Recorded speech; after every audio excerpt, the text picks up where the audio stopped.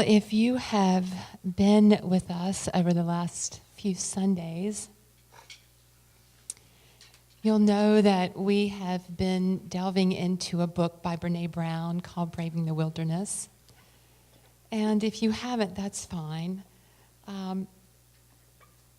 Because we're just going to bring that theme of what she calls standing in the wilderness so that we can experience true belonging.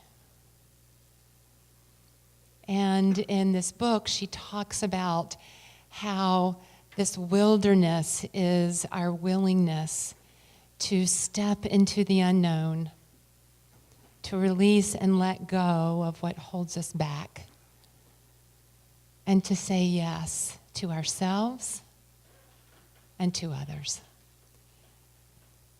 And so we've been reflecting on our connection with each other and what it takes for us to feel a sense of belonging within ourselves and with others, regardless of what's happening out here. And wow, can life and the journey we're on feel a little crazy right now, right? A little chaotic sometimes. All the focus that we hear about division, the hurt, and the attacks that fuel a belief in separateness can stir us to our core. And it can have us question ourselves, our worth, our value, what's really, really true.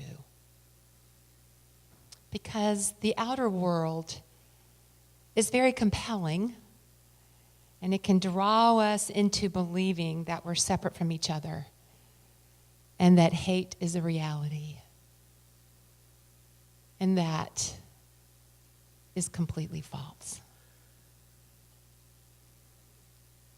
Because the song that we sang together tonight reminds us there's only love in the divine reality that is underneath and within and surrounding and infilling everything.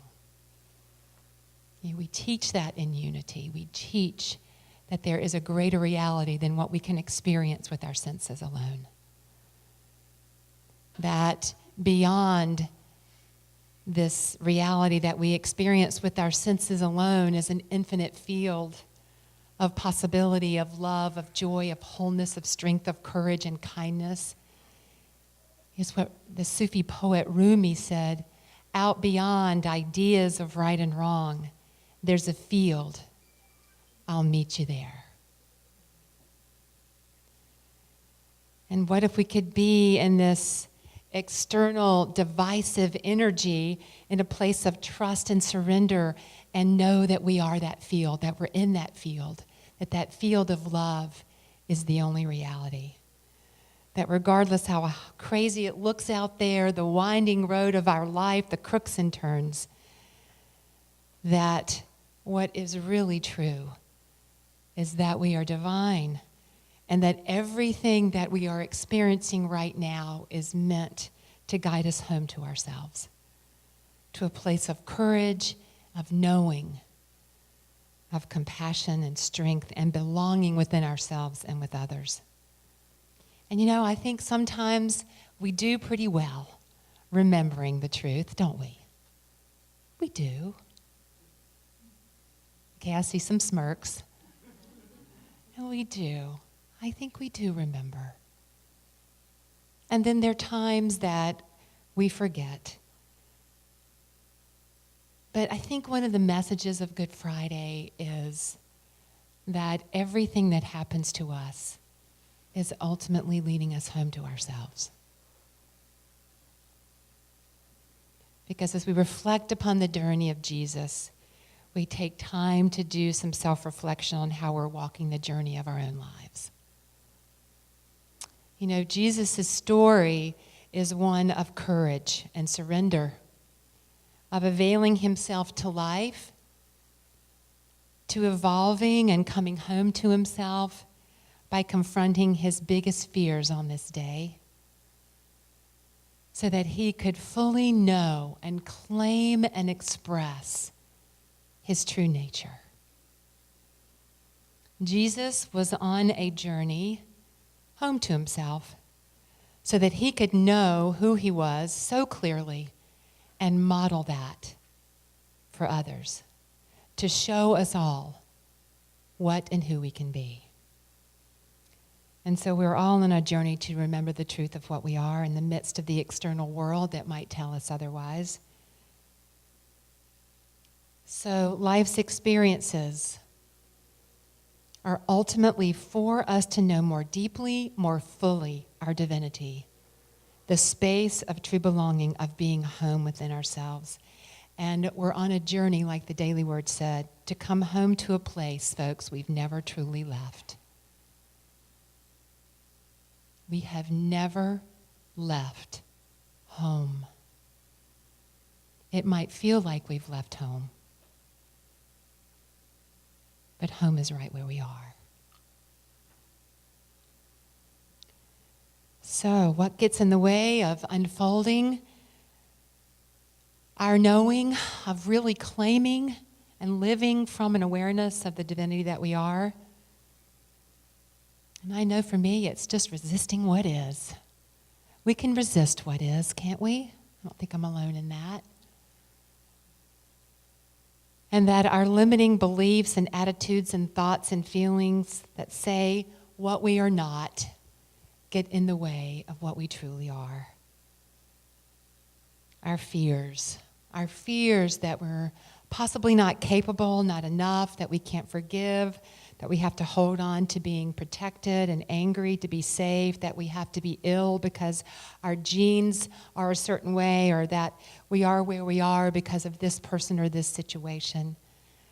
But here we are on Good Friday, where we're going to explore the metaphysical interpretation of Jesus' crucifixion and what it can support us in knowing so that we can come home to our true nature and all we're here to be.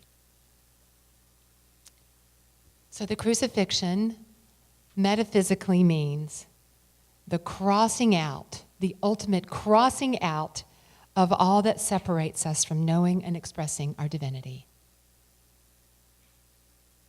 It tells us we must die to that which keeps us from fully expressing our light, that we must allow to die the limiting thoughts, feelings, and beliefs that keep us from fully expressing our courage, our strength, our love, our compassion, our knowing of oneness, our true magnificence.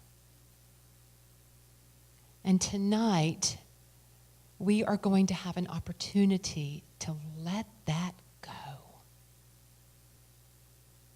To let go of who we thought we were or could not be, do, or become. Tonight is our opportunity to open to what we can be, to what we truly, truly are.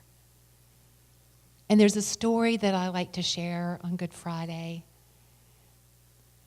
It's about a child made of salt who very much wanted to know where he came from.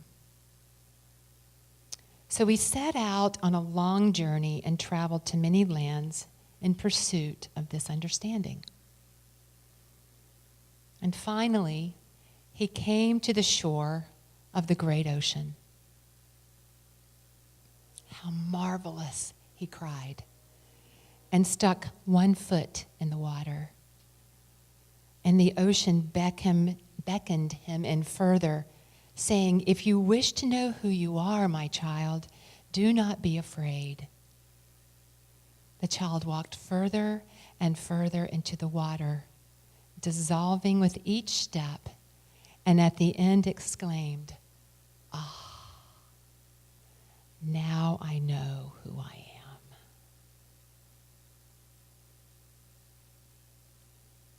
So our journey is always leading us home to ourselves.